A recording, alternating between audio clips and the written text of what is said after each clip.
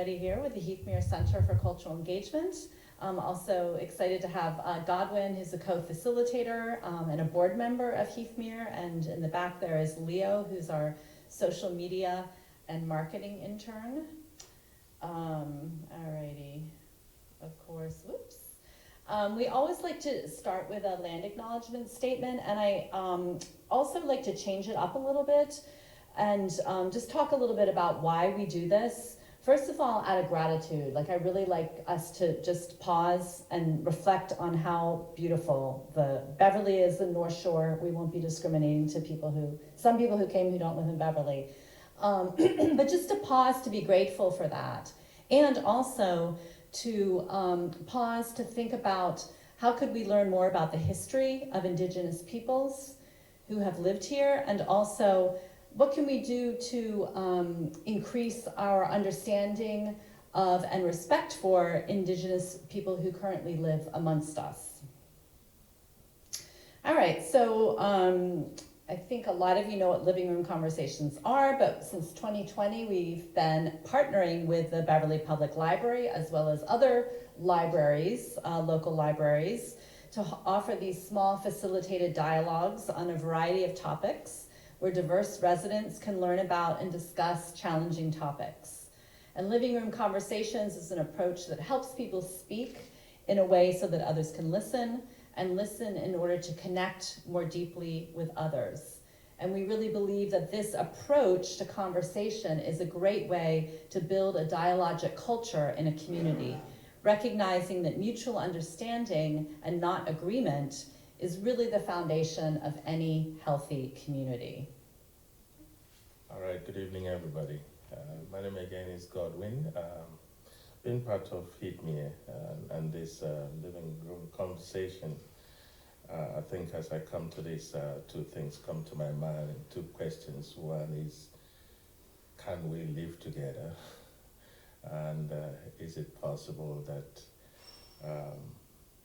we can be different and be respectful to our differences? So as we dive into that much later in our conversations, I just want to remind us of our, some people call it covenant, just the rules that govern our dialogue. So one is speak for ourselves and from our own point of view and experiences.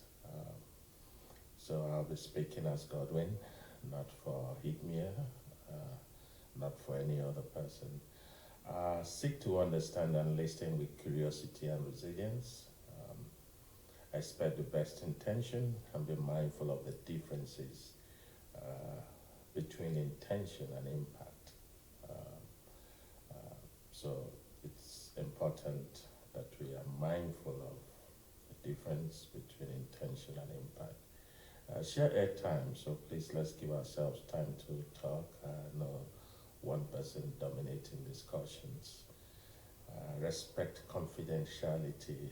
We normally say what is said in the circle stays in the circle. So let's be respectful of that. And feel free to pass on if you are not ready to talk at that point in time. I think these are guidelines that we can abide by. Is there any questions around that? All set?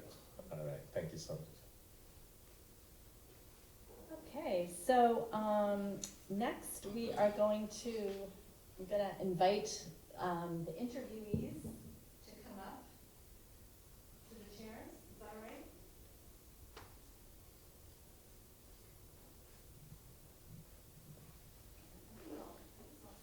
So I'm really excited for these brave volunteers.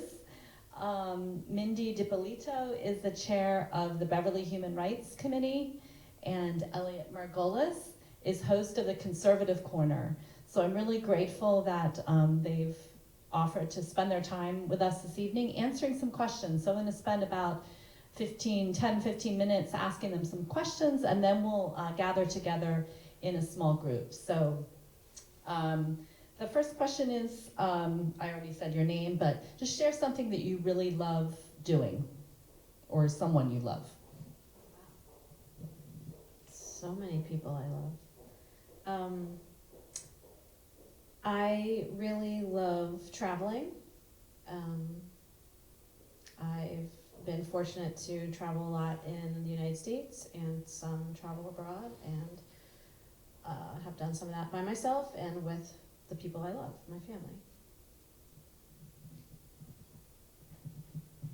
Okay, I enjoy speaking with people, which is probably why I've been in sales my whole life, because you just go to different people, you try and sell them something, but you're speaking with them and you're developing a relationship.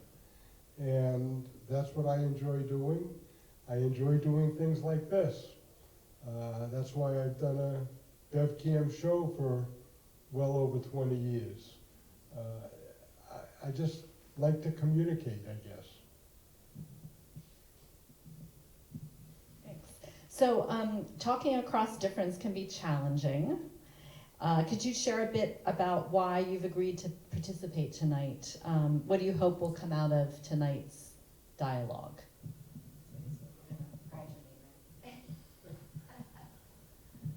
Well, as I said, I enjoy communicating. I was an intercollegiate debater in college. I enjoy having discussions with people. I enjoy the fact that Mindy is going to be on the opposite side of my thoughts. I like to learn from people. Why do they think the way they think? And I like to teach them why I think the way I think, and then whatever happens, happens. Thank you. There was a bunch of parts to that. Can you repeat? Could you share a bit about why you've agreed to participate tonight and what you hope will come out of tonight? Sure. I think that when it boils down to it, we all want the same things. And I think we all share mostly the same values. I think that we have different strategies to get to what I believe is the same end goal for most of us, right? Like, we want to be safe, we want to be happy, we want to live with freedoms and have agency and autonomy over our lives. We want the people that we care about to be taken care of. We want opportunities, all these things. I think we have more in common probably than it would seem, but we definitely have different ideas about how to arrive to that place, and different ideas about what some of the obstacles are.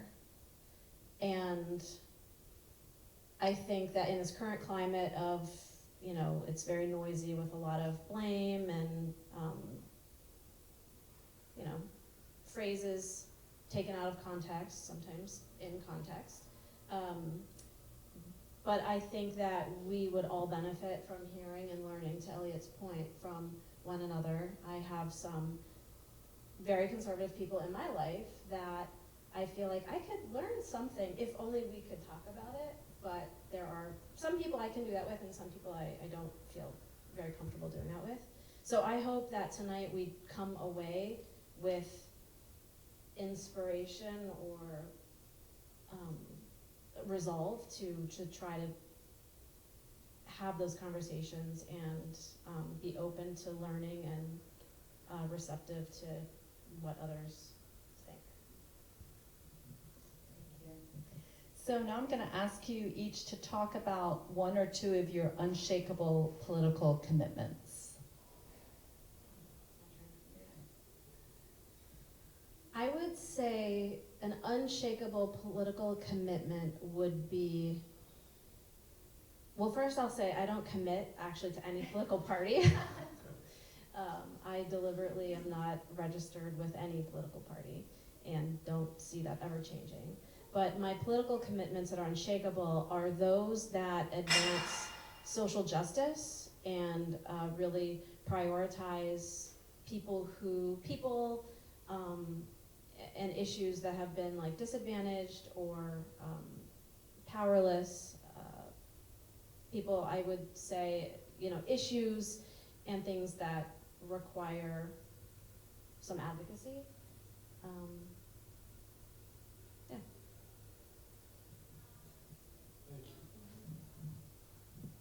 Okay, in a previous life, when I was younger and less experienced, I was a liberal. And then you start working. I owned my own business, and you see different things that the government does. I said, boy, this stuff was getting me cranky. So, and George knows when I get cranky, watch out. And I just didn't like the liberal end of things. I didn't like what they were doing and why they were doing it. For instance, I'm a believer in if somebody needs help, I'm happy to help them and teach them how to help themselves. But I don't think it's a good idea to just give people something, because then they don't have responsibility. And I learned that when I had my retail store in Gloucester. There was a federal housing project across the street. I was talking to one of the people that lived there. He was in my store, and he looked at his watch and he said, oh, I gotta get back to my house because the city's coming down to put a bulb in my kitchen. Well, put your own bulb in your kitchen. You know, we're giving you housing at a very reduced rate. Take some responsibility. So it's things like that that made me change my philosophy a little bit to try and help people, but teach them how to help themselves. Thank you. So in what ways have you as an individual or people who share your views been mischaracterized based on these views, either by people who hold different views or by the media? So in other words, in what ways do you feel that you've been mischaracterized, or groups that you belong to, they've been mischaracterized by either other people who hold different views or by the media?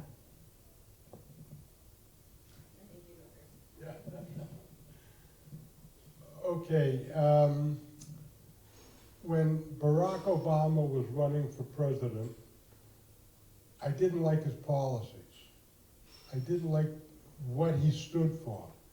So I decided I wasn't going to vote for him, and I supported the other guy. A lot of people would then call me a racist because I wouldn't vote for him because he was black. It's not the reason.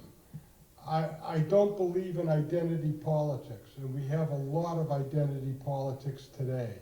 For instance, when Joe Biden said, I'm going to have the next Supreme Court justice be a black woman. Well, that eliminates an awful lot of people. If he wanted to have a black woman, he could have just said, I will get the best qualified person to be the next Supreme Court justice, and then chose a black woman. I think a lot of people would have felt better about that, because then it's like he said, you know, gee, I think she's the best, as opposed to eliminating every other class of people. So I think identity politics is a real problem. You don't hire somebody because of what they are. You hire somebody because of who they are. And if they're a quality person, if they can handle the job, then you hire them. It doesn't matter whether you're male or female, black or white or Asian or anything. You get people because of who they are as a person and that they can help you. So that's what gets me cranky. And when I was called a racist, I was an unhappy camper because I'm far from it. Thank you. When I was young and inexperienced, I was actually conservative. And that's actually true. I mean, I grew up in a very conservative household and kind of took on a lot of those viewpoints, changed. I would say I'm definitely the outlier in my family, and I've come to very different conclusions about, you know, politics, policies, that kind of thing. And so some of these things that I hear and these mischaracterizations actually come from groups that I've been affiliated with through my life. So things like being anti-family, you know, that somehow because of your, you know, a liberal, you know, point of view or policy, supporting those policies makes a person anti-family. Being, you know, compassionate or receptive to welcoming immigrants and newcomers into our country and communities, then there's, you know, you want open borders, or there's, you know, no, you don't care about borders. I mean, there's snowflake when you demonstrate or express compassion or some sensitivity to your own, maybe a group that you identify with, or maybe a different one.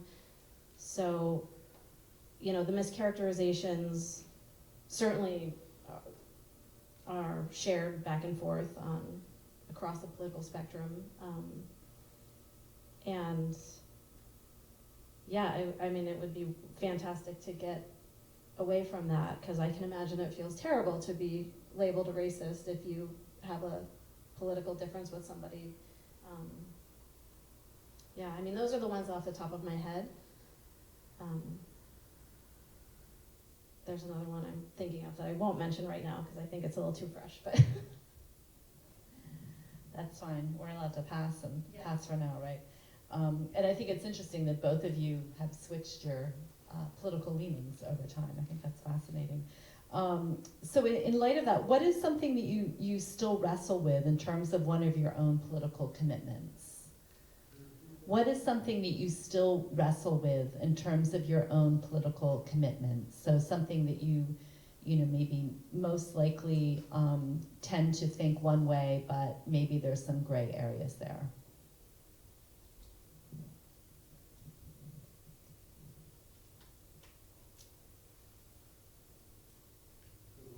yeah, thanks.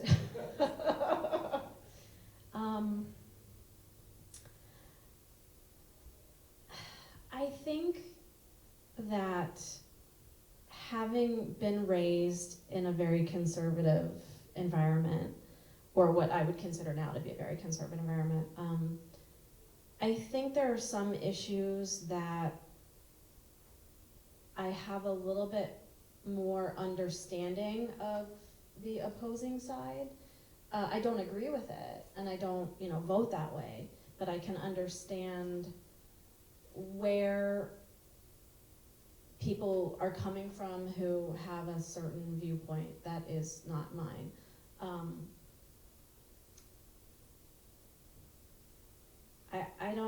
not sure it's the right answer to your question, because it's not really a, I wouldn't consider it like a, what did you say, what commitment? Like a, yeah.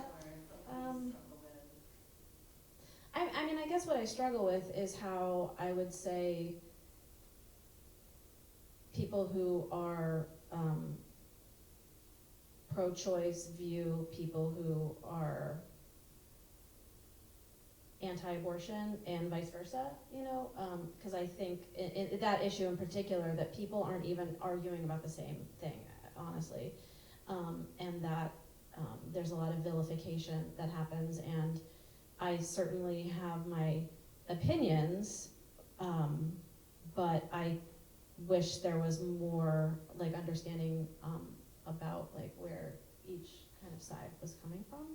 So I'm not sure if that totally answers your question, but you know, that's an example, I guess, that I would think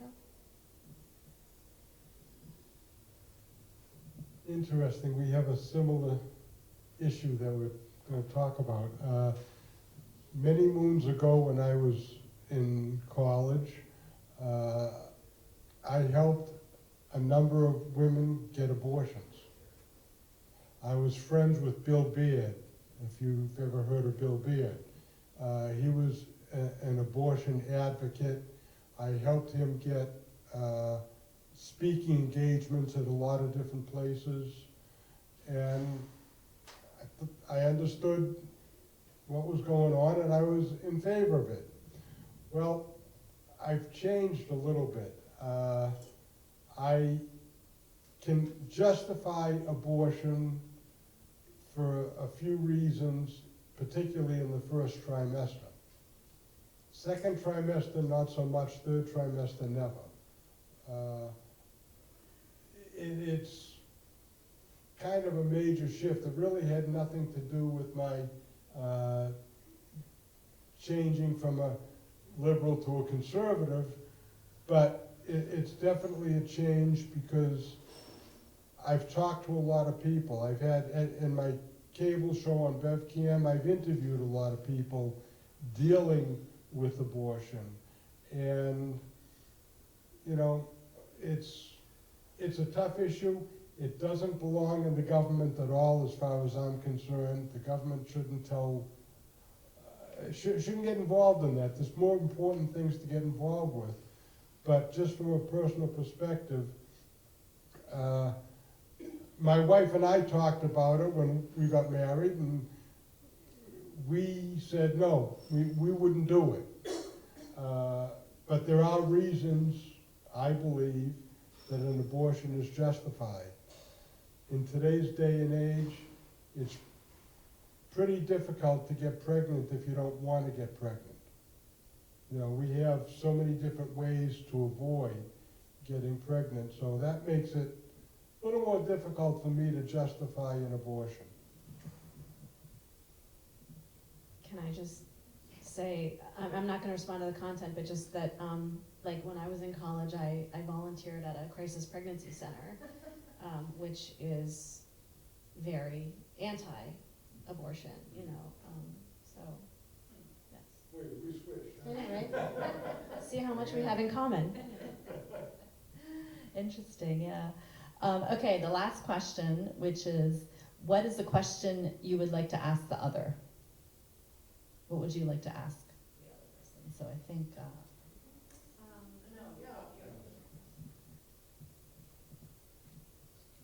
Well, that's a tough one. I think I'd like to ask you to vote for Donald Trump. But I've got a lot of good reasons. And it would take much too long to go over those reasons here. But I guess the question would be, if you heard some of the reasons, would you at least listen to them?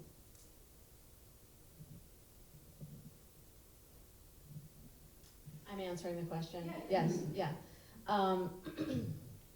You can ask me to do anything.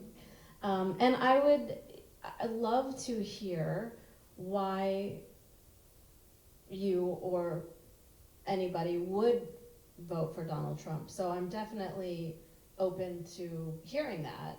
Will that change my mind? No. But you could change my mind about other, or you know, like, that is so clear cut to me, because I could also ask you to vote for Kamala Harris. You could. I could, But right, it won't happen. exactly, right. So again, see how much we have in common, Yeah. right? But I do, and I think I said this earlier, like, there are people in my life who I'm like, I'm so curious and I would love to know more about that, but it's such an emotional issue. And then I think in some ways you bring some of that, like your pre-existing relationships, which sometimes that helps and sometimes it doesn't. But no, I won't vote for him, but I will happily talk to you. Okay, can I just say one thing? yeah, okay. We have about a couple minutes left, so. Okay, it won't be long. But what I think when it comes to voting for a person, the party's not as important. What's important is the issues. And what I try and say to people is, let's look at the issues and not the person, because everybody's got skeletons in their closet. And there's always reasons not to vote for somebody. But if you look at the issues and make your decision based on the issues, the person really doesn't matter that much. I mean, nobody can argue the fact that Donald Trump has a big mouth and he's sometimes, most of the time, quite offensive. but it's issues, and I'm an issue-oriented person.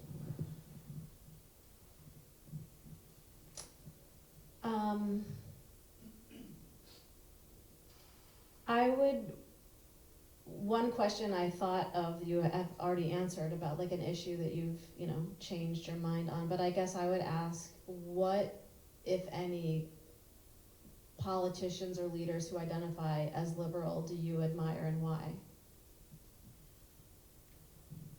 Well, Joe Manchin from West Virginia, Democrat, I would vote for him in a heartbeat because he's an independent Democrat. If he sees something that needs to be done for his state, he'll vote for it, whether it's a Democratic policy or Republican policy. I like Tulsi Gabbard. She's the same way. If there's something that's important, it doesn't matter who brought the issue up. So I like independent thinking people, and I don't care what party they come from. Thanks. All right, thank you very much. Let's give it up for our two interviewees.